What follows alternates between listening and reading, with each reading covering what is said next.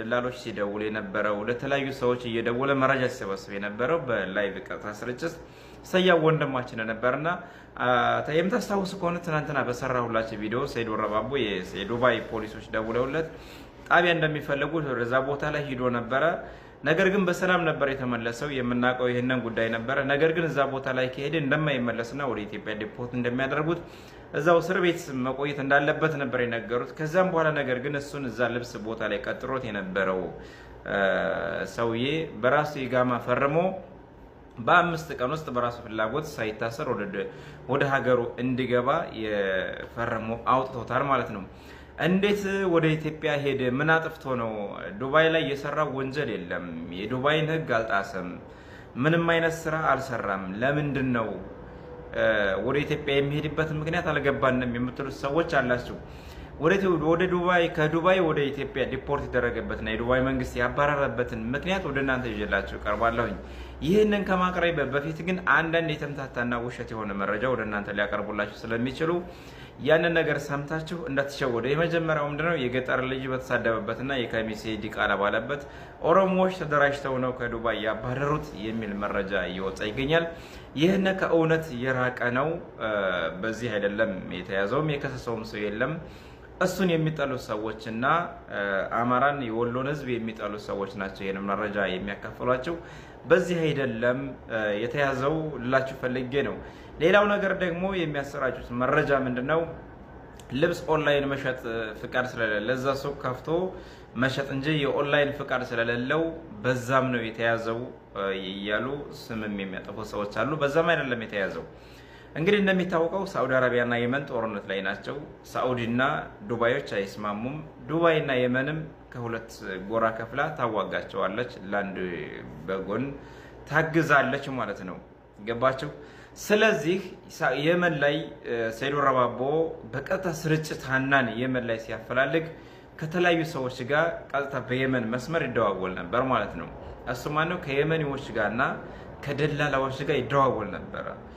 የመን ላይ የሚደዋወላቸው 3 ሀበሾች አሉ። የመጀመሪያው ሀበሻ የራሱ የሆኑ ሰዎች እና ከየመን ታጣቂዎች ጋር ከሁቲ ጋር የሚያገናኙት ናቸው። ገባቸው? ሁለተኛዎቹ ሰዎች ደግሞ ደላሎች ናቸው። እነ ተክላይ ሀናን ያገቷት ደላሎች ናቸው። ከነሱ ጋር ነበር ሲደዋወል የነበረው። ሌላው ነገር ደግሞ ምንድነው? የመን የሆኑ የታጠቁ የሁቲ ሰዎች ጋር እና ያልታጠቁ የየመኒ ሰዎች ጋር ያወራ ነበረ። እንግዲህ በዚህ መካከል ምንድነው?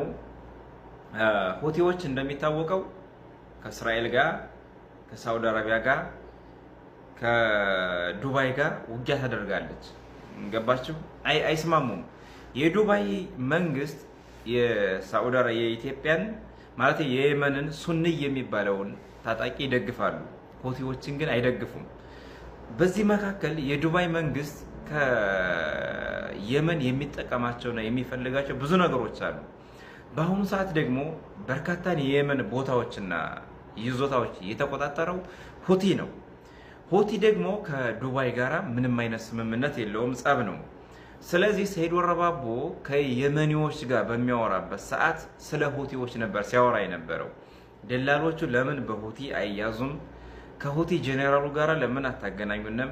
የሱ አካባቢ ኃላፊ ማን ነው እያለ በአረበኛ ከየመኒው ጋር ይደዋወል ነበረ። ይህንም በሚደዋወልበት ሰዓት የዱባይ ቴሌኮም ይቀደዋል፣ ሪከርድ ያደርገዋል። ገባችሁ? እኔ በሀገረኛ አማርኛ ነው የማወራቸው፣ ምክንያቱም እንግሊዝኛ የማትችሉ ሰዎች አላቸው። ሪከርድ ያደርገዋል። ምንድነው ሪከርድ እንዳትሉ ነው። ይቀደዋል። ታውቃላችሁ? ይቀደዋል። የሆነ ሪከርዱን ድምጹን ይቀደዋል። የሚገባቸው ሰዎች አለፍ በሉት ይገባቸዋል። ገባቸው? እና ሪከርድ በሚያደርግበት ሰዓት እያንዳንዱ ከየመን የሚደዋወልበት ከሳዑዲም የሚደዋወልበት እያንዳንዱ ከዱባይ ቴሌኮም ጋር ኮንታክት ነው። ታውቃላችሁ? ይሄንን ለእናንተ አይጠፋቸውም መቼም። እና የተለያዩ ኢንተለጀንሶች አሉ። ስለዚህ ከደላላውም ጋር ያወራል። መስመሩ ምንድነው? የዱባይ መስመር ነው። የመን ያለውስ የየመኒ መስመር ነው። ኦኬ፣ አንድ ጥፋት በሉ። ገባቸው? ለሀና የተከፈለ ዋጋ ነው። ግን ይሄን ለሀና የተከፈለ ዋጋ ነው። ሌላው የሱ ጓደኞች የሆኑ የመን የሚኖሩ የደላላውን ቦታ የሚጠቁሙና ደላላው የሚኖርበትን አካባቢ የሚይዙ ሁቲዎች ጋር እንዳገናኙት የራሱ የሆኑ ሰዎች ጋር ያወራ ነበር። የመጀመሪያው አፋሩ ነው። አፋሩ እንግዲህ እየቀላቀለ ነው የሚያወራው። አረበኛም አፋረኛም አማርኛም ነበር ሲያወራ የነበረው። ያን አፋር ከየመኔዎች ጋር ያገናኙታል። እነዚህ የመኔዎች ደግሞ ምንድናቸው? በደላላ ሀበሾች ሰዎችን ሰብስበው ይዘው ሲመጡ ሀበሾቹን የሚቆጣጠሩ ሁቲዎች ናቸው። የታጠቁ ሁቲዎች ወይም የአካባቢው ኃላፊዎች ናቸው። ገባቸው? እነዚያ ሁቲዎች መጀመሪያ ሰምታችሁኛል። ሁቲዎች ከዱባይ ጋር ስምምነት የላቸውም። ስለዚህ ከሁቲዎች ጋር በአረበኛ ሲያወራ ሁቲ የሚሉ ቃላቶች ምናምን ይጨመራሉ። በዛን ሰዓት የዱባይ መንግስት ጥርጣሬ ያደረበት። ለምን? የዱባይ መረጃ ምናልባትም ለሁቲዎች አሳልፎ እየሰጠ ነው። አንድ ጊዜ አይደለም፣ በተደጋጋሚ ከሁቲዎች ጋር በየመን መስመር ሲደዋወል ጥርጣሬ ያደረባቸውና ወደ ፖሊስ ጣቢያ ጠሩት። ያለውን ነገር አጣሩ። የዱባይ ደግሞ አሁን ኢራንም ስለምትመታቸው ጥርጣሬ ስላለባቸው ቀጥታ ምንም ለሱ ስለማይጠቅማቸው ሰይድ ወደ ኢትዮጵያ ዲፖርት ማድረግ ነው፣ መገላገል ነው ያለባቸው። በዚህ አጋጣሚ ነው ሰይድ ወደ ኢትዮጵያ ሊሄድ የቻለው። ዋጋው ለምንድን ነው የተከፈለው? ሀናን ለማስለቀቅና በህይወት መኖርና አለመኖሯን ለማረጋገጥ ነው የሁሉ የሄደበት ርቀት። እናንተ ብትሆኑ ታደርጉታላችሁ ወይ? ሰይድ ልጅ አለው፣ ቤተሰብ አለው። ራሱን መለወጥ፣ ቤተሰቦቹን መለወጥ፣ ራሱን ማስተዳደር ይፈልጋል። ይህን ሁሉ ትቶ ሰይድ ከዚህ በፊት ሳዑዲ አረቢያ ላይ አማራ ሲታገቱ በኦሮሞዎች ዋጋ ከፍሎ ሳዑዲ አረቢያ ታስሯል እያልኩ ነው። ገባ? 3 ቀን ታስሯል። እናንተ ይህን ታደርጋላችሁ ወይ? አታደርጉትም። ገባቸው? አታደርጉትም። እና ሰይድ በዚህ አጋጣሚ ሌላው ነገር ሳዑዲ አረቢያ ብቻ አይደለም፣ ይሄ ዱባይ ብቻ አይደለም፣ ሳዑዲም ቁጭ ብላችሁ ከሳዑዲ አረቢያ ገንዘብ ወደ የመን ብትልኩ፣ በሳዑዲ አካውንት ወደ የመን ብትልኩ ትያዛላችሁ። ወደ የመን መስመር በተደጋጋሚ ብትደውሉ ሳዑዲ ሆናችሁ ትያዛላችሁ። ለምን? ለሁቲ መረጃ እያቀበላችሁ ነው ስለምትባሉ። ገባችሁ?